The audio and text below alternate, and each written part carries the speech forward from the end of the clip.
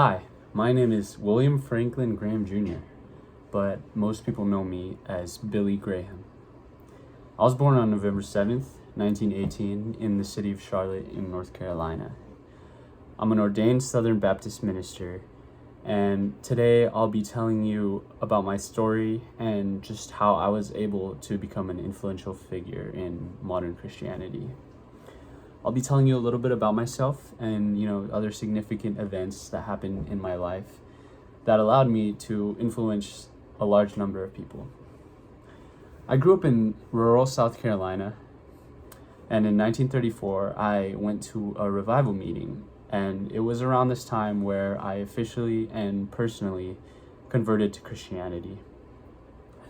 This meeting was held by the evangelist Mordecai Ham, and if it weren't for him and many other great evangelists and other influential Christian leaders in my life who were there to lead me, I wouldn't have been able to do all the things that I'm going to mention to you today.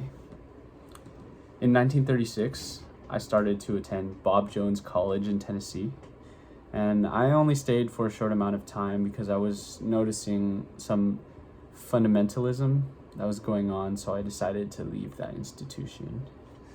After attending Bob Jones, I transferred to Florida Bible Institute in Tampa, Florida. This is where I graduated, and I became an ordained minister by the power of the Southern Baptist Convention. And after this period in my life, I decided to move on and go to Wheaton College in Illinois. This was where I met, and I also married my wife, Ruth Bell. Her father, Nelson Bell, was a missionary who did most of his work in China.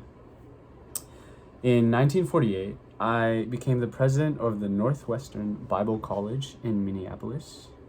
I was the youngest president of any college or university in the country. I was only 29 during this time. After 4 years, I decided I wanted to move on from this position, so I decided to resign, and I thought a little bit about going to the armed forces as a chaplain, but I contracted the mumps shortly after applying. In 1949, I held a group of evangelistic series in Los Angeles, and I didn't really have a venue to hold this evangelistic series, so I put up circus tents in parking lots, and this way a large group of people were able to meet. This kind of began my popularity as an evangelist, and I was mentioned through, multiple media outlets, different newspapers, and such about this event. It lasted a little bit longer than I thought it would, and I decided to stay 5 weeks longer than the scheduled time, just because the meetings were going very well, and the receptiveness of the people and the media. In 1950, I created the Billy Graham Evangelistic Association, which headquarters lie in Minneapolis. This particular thing opened up many doors and opportunities for me to extend my influence, just evangelizing around the world. With this, I was able to hold weekly radio programs, television specials, newspaper columns, magazines, films, and many other evangelistic programs. One thing that I like to talk about is the civil rights movement and how important it was during my life, as I was alive during the time of this period of hate and segregation. My crusades were originally segregated, but I started to move away from this in the 1950s. I knew very well this was wrong, and I wanted to do everything in my power to spread the message of love and unity in the world. I would not allow segregation of any kind or any racial separation in my crusades. I was asked to visit South Africa multiple times to participate in a crusade there, but I refused, and I let them know that I would go as soon as they allowed integrated seating. I believe that all people are men and women of God and deserve to be treated with the same kindness and love that Jesus portrayed when he was living here on earth. In 1974, I started the Lucerne movement in Lucerne, Switzerland. I started this movement because I felt that there was a lot of disconnect in the spiritual leaders around the world. And I kind of wanted to bring everyone together and unify us in what we all believe to be true in our walks with God. There were around 2,500 participants from over 150 countries, and we all had one goal, which was to promote evangelism. And to continue the influence of this event past its time, we created a conference that was called the Lithuanian Continuation Committee. And during my life as an evangelist, I tried my best to build connections with the outside world, the secular world, and build a bridge between that and Christianity. I was asked to be a guest on the Wood and Allen TV show, and I had a funny little conversation about theological ideas. And I even used my skills as an entrepreneur to build my own pavilion, and it was used for the 1964 New York World's Fair. I even received a star on the Hollywood Walk of Fame, and I'm pretty sure that I'm the only minister who received a star.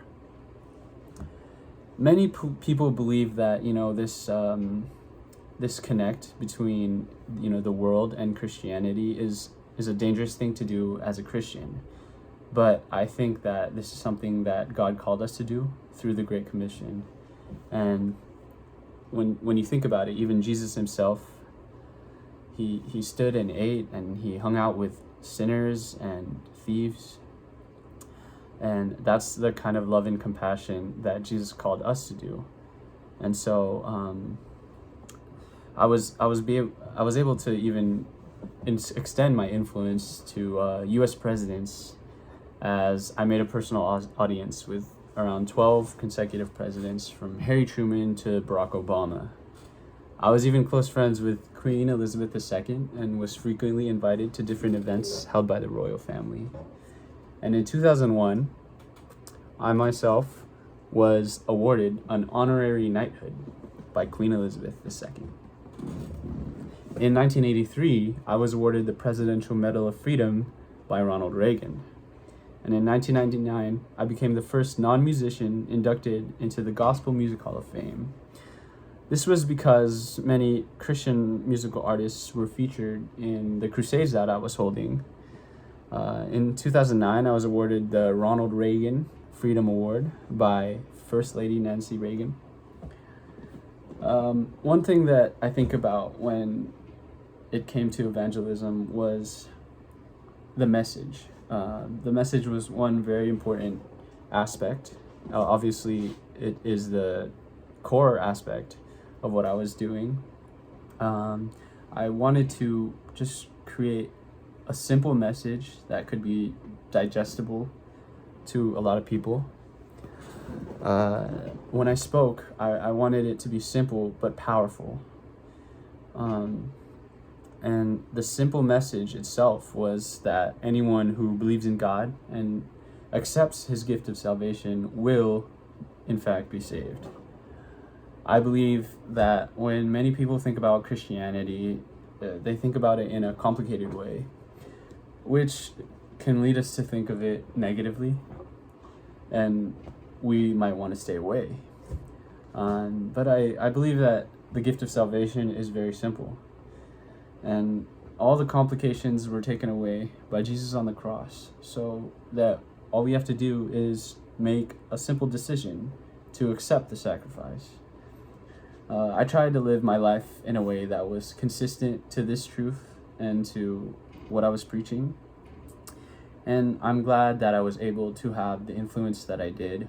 And it was an honor to be able to use my life as a tool to the kingdom of salvation. So thank you very much. It's been an honor. Yes, once again, I'm Billy Graham. Thank you for listening.